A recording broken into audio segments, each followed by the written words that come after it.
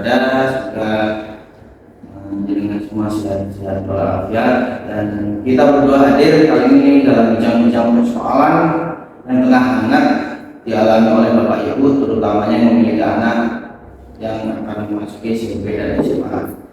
Dan sebelumnya kita akan memperkenalkan diri. Di kesempatan ini saya adalah Tommy Setiawan dan saya Muhammad Makto. Kami berdua ini adalah mahasiswa Prodi Magister Administrasi Publik di Universitas Tadili. Dan diskusi kami ke depan ini akan membahas terkait evaluasi kebijakan publik dari pemerintah terkait penerimaan peserta didik baru dengan sistem zonasi, khususnya pada tingkat SMP dan SMA sederajat. Seperti kita tahu, sesuai dengan surat edaran Kementerian Pendidikan nomor 7978 tahun 2023 tentang pelaksanaan PPDB tahun ajaran 2023-2024 dan peraturan Menteri Pendidikan dan Kebudayaan RI nomor 1 tahun 2021 tentang PPDB di Indonesia. Alhamdulillah sehat Pak Tommy. Ya, seperti yang kita ketahui, topik ini sepertinya lagi hangat dibicarakan oleh para orang tua. Sebenarnya lagi hangat. Ya, apa sih Pak kira-kira yang mungkin dialami beberapa orang tua mengenai sistem zonasi saat ini? Jadi kalau secara gambaran umum itu saat ini itu para orang tua ini lagi kesulitan dalam melaksanakan program zonasi yang sedang diterapkan oleh pemerintah. Dalam artian kesulitannya itu karena rata-rata khususnya di wilayah kita sendiri ya, di Kediri itu para orang tua itu kurang memahami masalah ilmu pengetahuan teknologi, khususnya masalah daring.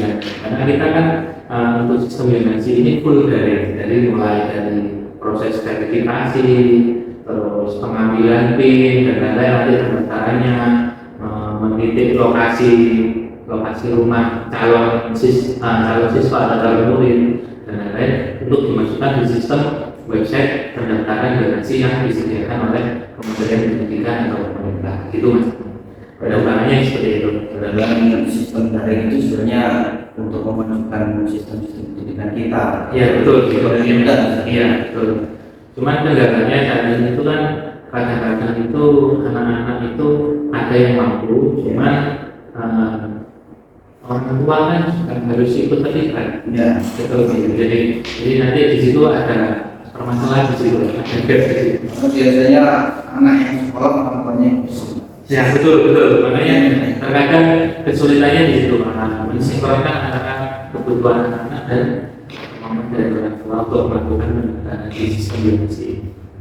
ini mengenai ini Pak, saya beberapa pertanyaan yang harus dibahas. Kalau menurut Pak Makto sendiri mengenai perkembangan dari sistem PPDB ini kan dengan kebijakan zonasi dan daring saat ini, adakah hasil yang ingin dicapai? Sebenarnya harapan pemerintah dengan diterapkan kebijakan ini itu pengennya pendidikan di Indonesia itu merata. Jadi tidak ada lagi sekolah favorit atau sekolah yang kurang favorit. Dengan diterapkan sistem zonasi ini harapannya seperti itu. Akan tetapi pada prakteknya itu orang tua tetap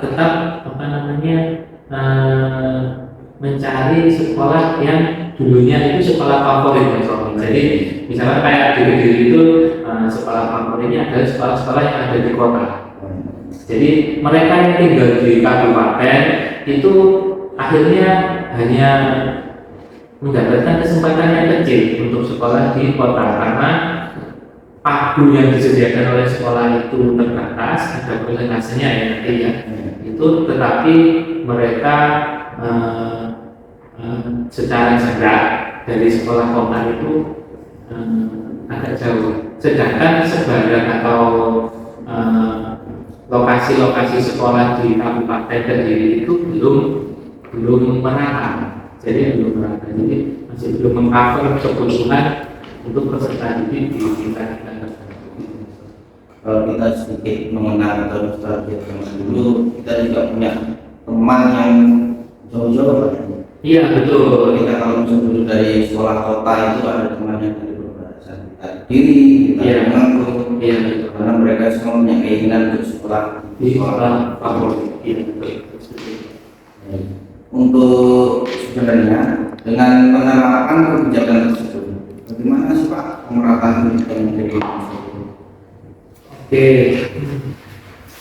kalau kita bicara tentang pemerataan ini, saya sudah data dari Badan Pusat Statistik yang menunjukkan bahwa nilai APS atau yang disebut angka partisipasi sekolah terendah pada kelompok usia sekolah 16 sampai 18 tahun, yakni 72,36%, yang artinya masih ada sekitar 27,64% anak usia 16 sampai 18 tahun itu sudah tidak mengenyam pendidikan. Jadi pemerataan yang akan tercapai itu harus mendekati nilai 100% daripada nilai APM. Nah, kalau hasil APM, iya sudah. Jadi ini di tahun 2021 dari data Badan Pusat Statistik masih menunjukkan angka 72,36%. Seperti itu, Mas Tommy. Kalau mengenai kebijakan Pak, setelah kebijakan tersebut apa saja Pak yang diberikan mengenai permasalahannya yang terjadi pada PPDB, sistem zonasinya yang harus dibenahi itu sebenarnya ada apa saja? Permasalahannya kalau pandangan atau analisa yang sudah saya lakukan itu cukup banyak ya Mas Tommy ya. Ini saya merangkum ada 9 ya 9 poin. Jadi yang pertama adalah penyebaran sekolah yang negeri itu masih belum rata di setiap daerah. Yang pertama itu. Yang kedua, masih ada calon siswa yang tidak terakomodasi. Jadi misalkan nih rumahnya parang atau hampir mendekati gunung ya. Jadi dia tidak terakomodasi secara donasi. Dia hanya bisa mungkin nanti menggunakan nilai prestasi akademik. Padahal kalau sekolah yang mohon maaf ya, bukan untuk mengecilkan, untuk sekolah di kampung itu terkadang untuk akreditasi sekolah asalnya dia pun juga kurang begitu bagus. Jadi sehingga nanti dia nilai prestasi akademiknya pun juga akan berkurang. Akan berkurang daripada teman-temannya. Karena nanti nilai rapor itu dibagi dengan nilai akreditasi sekolah. Seperti itu. Terus yang ketiga, terkadang itu orang tua yang tidak mengerti itu sampai dibela-bela ini antri di sekolah. Padahal kenyataannya kita untuk mendaftar sistem ini itu berlakunya dari semua prosesnya dari semua tidak ada proses offline lagi. Nanti proses offline-nya itu akan dimulai ketika daftar gitu. Terus keempat itu minim sosialisasi terkait sistem PPDB ini kan secara daring. Jadi masih banyak orang tua itu yang mengeluhkan bahwa mereka itu praktek jadi masih belum belum. Terus setelahnya persiapan infrastruktur secara online terkait itu mungkin server atau kekurangan staff untuk melakukan verifikasi di para pendaftar seperti itu. Terus nomor 6 itu transparansi kuota jumlah siswa yang dibutuhkan setiap sekolahan itu kurang transparan. Jadi kalau yang baru-baru ini untuk tahun 2022 itu saya pantau itu sudah muncul. Jadi nama per nama gitu sesuai kebutuhan.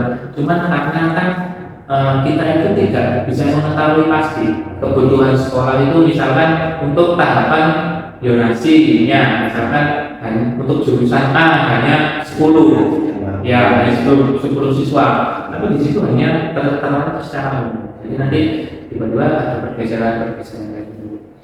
Lalu untuk penentuan jarak atau ruang zonasi itu kurang melibatkan pihak desa. Jadi misalkan mungkin ada orang yang domisilinya sebenarnya tidak di situ, seperti itu, terus ternyata di situ begitu. Terus ke-8 juknis, yaitu petunjuk teknis untuk melakukan pendaftaran ini. Saya rasa masih terlalu masih terlalu ribet, kurang sederhana untuk mudah dipahami oleh para orang tua. Terus kesembilan yang terakhir, karena jumlah sekolah negeri yang tidak merata itu biasanya antara kebutuhan dan kuota. Kuota yang harusnya disediakan oleh pemerintah itu tidak seimbang, tidak balance, Mas Tommy. Jadi ada ketimpangan di situ, seperti itu, Mas Tommy. Itu kurang lebih 9 poin yang permasalahan-permasalahan yang terjadi di UGD. Kalau melihat dari 9 poin itu tadi, menurut saya sih hasil poin itu tadi kurang memuaskan. Iya, betul. Nah, kalau menurut Pak Wakil sendiri, hal itu apakah sudah puas juga yang ada di masyarakat? Kalau dengan sistem kebijakan jadi beberapa kali saya itu pernah dimintain tolong oleh teman-teman atau mungkin tetangga juga ya untuk proses pendaftaran, karena mereka memang benar-benar sudah tidak mampu, Mas, untuk mengikuti alur dari kebijakan ini, sehingga karena mungkin saya masih punya kelonggaran waktu, jadi saya bersedia membantu. Yang penting mereka mau melengkapi apa aja yang dibutuhkan. Berarti ya misalkan untuk kakaknya, data NISN-nya dan lain-lainnya. Yang penting pokoknya saya ditungguin gitu, karena intinya nggak dipasrai doang gitu, jadi saya ditungguin gitu. Ada kalau pengalaman dari saya sendiri yang rumahnya di kota, karena dekat dengan sekolah favorit, kakak saya itu jadi nama bola. Oh iya, Itu dua anak dari teman saya. Iya, betul. Dari aturan dan sistemnya itu menurut saya itu pernah 1 tahun itu harus ikut di kakak saya. Iya, betul. Suruh pendaftaran. Tapi nyatanya saya cuma 3 bulan sebelum pendaftaran PPDB mulai itu sudah bisa masukkan. Ternyata bisa. Belum 1 tahun sebelum. Nah, itu juga bentuk dari permasalahan atau akal-akalan atau kecurangan yang dilakukan oleh calon peserta didik. Dari itu mengenai sistem kebijakan ya. Iya. Itu. Kemudian ini ada lagi pertanyaan mengenai semua permasalahan yang ada. Itu apakah ada upaya yang sudah dilakukan oleh pemerintah mengenai pusat terkait permasalahan di sistem pendidikan itu? Sebenarnya dari pemerintah juga sudah berusaha semaksimal mungkin, Mas ya. Cuman lagi-lagi kendalanya kan memang masih banyak atau sangat kompleks. Sebelumnya saja saya sudah mengutarakan bahwa ada temuan sebanyak 9 poin ya. Jadi yang pertama itu dari Ombudsman ya, itu ada masalah, yang pertama adalah masalah transparansi info, terus ada siswa itu yang tiba-tiba terlempar dari sistem pendaftaran, terus waktu pendaftaran nilai kurang, atau verifikasi dari tugas yang saya sampaikan bahwa mungkin kekurangannya sekian untuk verifikasi verifikatornya kurang, masih ada di sisi sekolah pun masih ada pungli yang ditemukan dari uang komite dan lain-lain. Terus ada juga ini dimanfaatkan oleh oknum-oknum ya, oknum-oknum tertentu menggunakan jalur afirmasi untuk titik itu, misalkan oknum-oknum yang memanfaatkan yang mempunyai iya betul, jadi mereka menggunakan jalur pindah tugas dan lain-lain, memanfaatkan pelanggaran itu. Kecurangan-kecurangan yang seperti Mas Tommy sebutkan tadi, dia nitip di kakak temannya atau saudaranya yang dekat dengan sekolah seperti itu juga sudah diminimalisir, cuman dari pemerintah belum ada sinkronisasi dengan instansi terkait seperti kelurahan atau dinas pendidikan dan catatan sipil terkait problem-problem itu Juga berat supaya ya masih banyak, masih kompleks Mas. Kurang lebih seperti itu tadi Mas Tommy. karena dari yang alami dulu juga dari sekolah SD yang SD sampai SMA pun sistem jual beli ketika mau masuk sekolah, sistem jual beli bangku itu masih udah pernah kerja di zaman saya. Iya betul masih Dan juga masih masih ada di poin di sini Mas? Iya, masih relevan dengan sistem zonasi ini. Mengenai kebijakan ini yang tadi Bapak sebutkan itu, kebijakan ini itu sebenarnya tujuannya apakah sudah benar-benar berguna untuk masyarakat?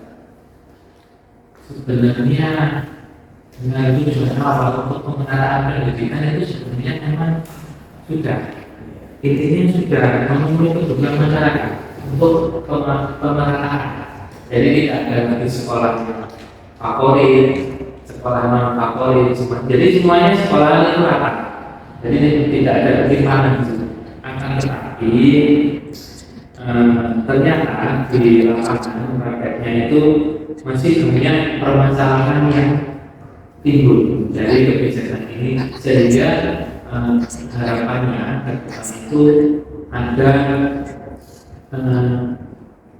resolusi ataupun kebijakan yang dari untuk mempermudah sistem atau pendaftaran sekolah di masing-masing agar permasalahan-permasalahan yang sudah kita gali lagi itu, sudah kita diskusikan lagi itu teratasi dengan baik dengan kebijakan yang baru ataupun ada perbaikan.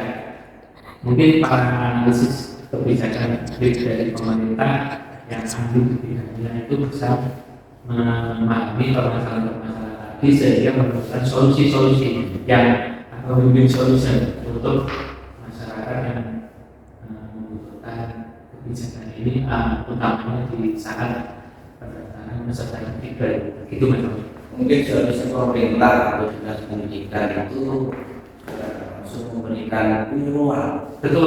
Jadi dari setiap zonasi itu kita tahu titiknya di mana aja, kita pakai. Iya, mungkin sebelum lulusan itu ada dari dinas pendidikan memberikan semacam seminar ataupun semacam seperti penyuluhan sosialisasi betul.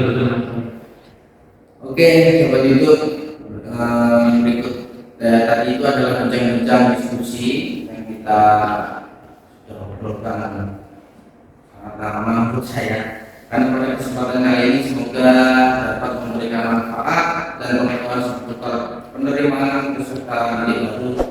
Dan untuk bagi para penonton YouTube sekalian, kita pamit undur diri. Kalau ada kurang kami mohon maaf. Assalamualaikum warahmatullahi wabarakatuh. Waalaikumsalam.